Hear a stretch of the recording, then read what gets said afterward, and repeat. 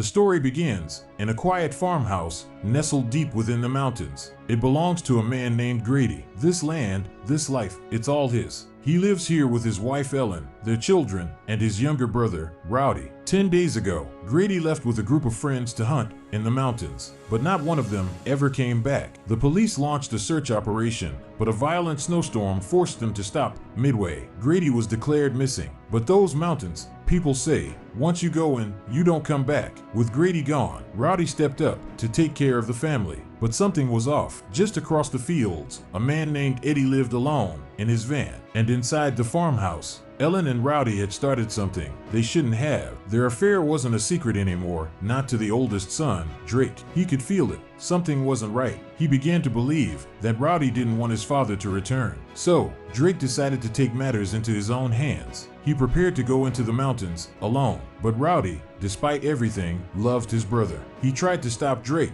took the horse from him, and despite having an injured leg, he chose to search for Grady himself. But none of that would matter, because just then, Grady returned. He stumbled toward the house, unrecognizable, half dead. His face, pale, twisted, like something had changed him. He could barely walk, kept collapsing. His family rushed him inside, laid him in bed, called the doctor, and what the doctor said chilled them to the bone. It's a miracle he's alive. No one survives 10 days in those mountains, not without food, not without help. Yet, he came back. His legs and his entire body had become extremely weak. They had to feed him water and food again and again just to keep him alive. But the moment food is mentioned, Grady looks at his son in a strange way. A look that chills the boy to the core. Even his own son is afraid of him now. Later, we see tension rising between Rowdy and Drake. Drake believes, now that his father is back, they don't need Rowdy anymore. In anger, he yells at him, "Stay away from my mom." Rowdy holds his ground and says, "You don't know the truth yet.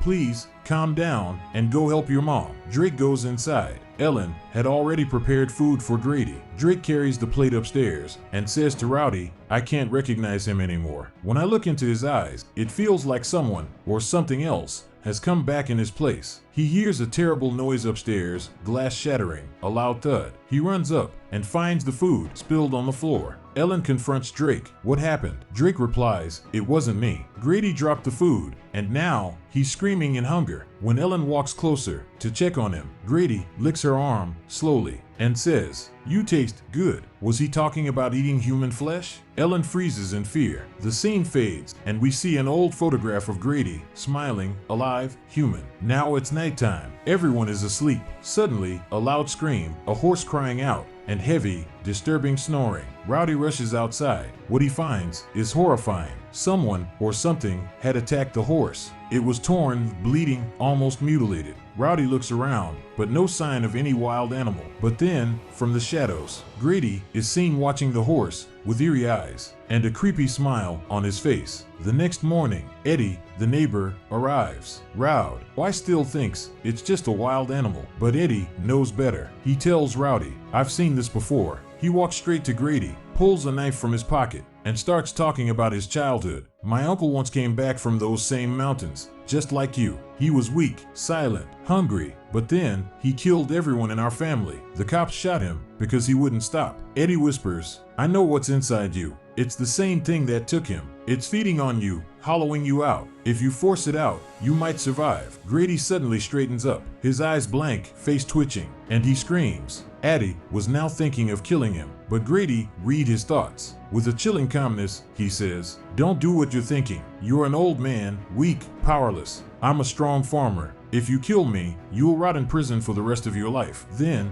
he quietly lies down on the bed, and Eddie walks out, disturbed. But fear now crawled inside Grady's heart. He couldn't hold it in anymore. He went to Rowdy, desperate to tell him the truth. "The man you're seeing, that's not Grady," he says, trembling. "This is Grady's body, but the soul inside is not his. It's Wendigo, a devilish soul, born in the cursed mountains. She doesn't possess people. She devours them from the inside out. She's a cannibal, a monster, a demon." Grady begs Rowdy, "Kill me before I hurt my own family." Meanwhile, Alina enters Grady's room. The food was untouched, lying cold on the floor. She picks it up, trying to sneak out quietly. But then, a voice calls her name. Grady's voice, but softer, weaker, almost human. For a moment, It felt like the real Grady had returned. He starts speaking slowly. We went hunting in those mountains, but we got lost. We took shelter in a cave. 4 of us left to find help. They never returned. Days passed. They starved. Then one night, Grady heard a voice whisper in his ear, "Let me in.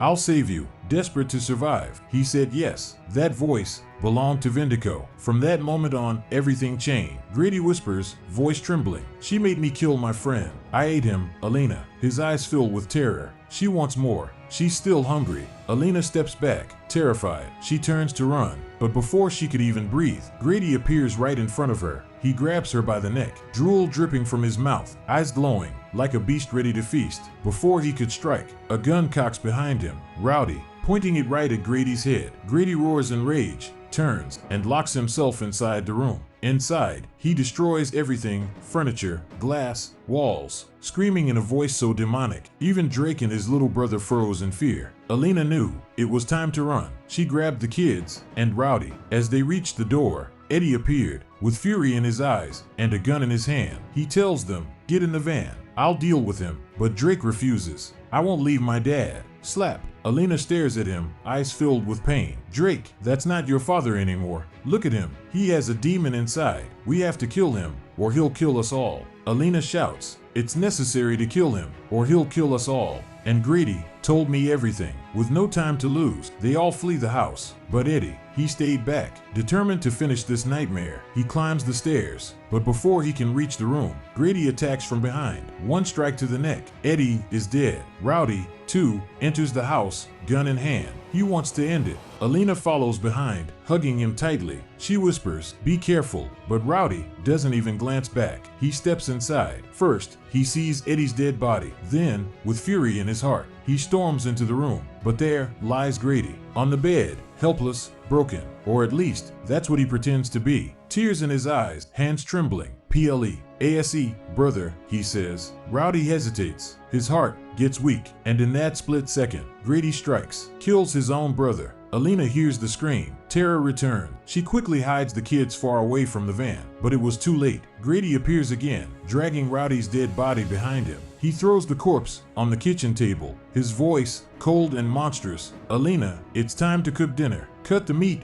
boil the water. Make me Rowdy's soup." Alina's eyes fill with horror. She refuses. "I can't. I won't do this." Slap. She crashes to the floor. Just then, she sees Drake standing behind him. He had come to save her. But if Grady even suspected it, Drake would be the next body on the table. So Drake pretends. He picks up the knife and starts chopping his uncle's flesh, boiling it, serving it, while behind the counter, he quietly loads a bullet into the gun. Alina, trembling, places a bowl before Grady. He takes one bite, and then, like a starving wolf, devours the rest. Then he growls, "Serve yourself too, Alina." Alina tries to refuse. "I'm not hungry." But suddenly, clank, a bullet falls from Drake's hand. Grady turns sharply. Alina panics. "All right, I'll eat." She picks up the bowl, takes a bite, tears falling as her soul shatters. Grady licks the bowl clean, then grabs Alina's collar. "This is all your fault, you and Rowdy." And just as he's about to kill her, bang, a bullet hits Grady. He stumbles back,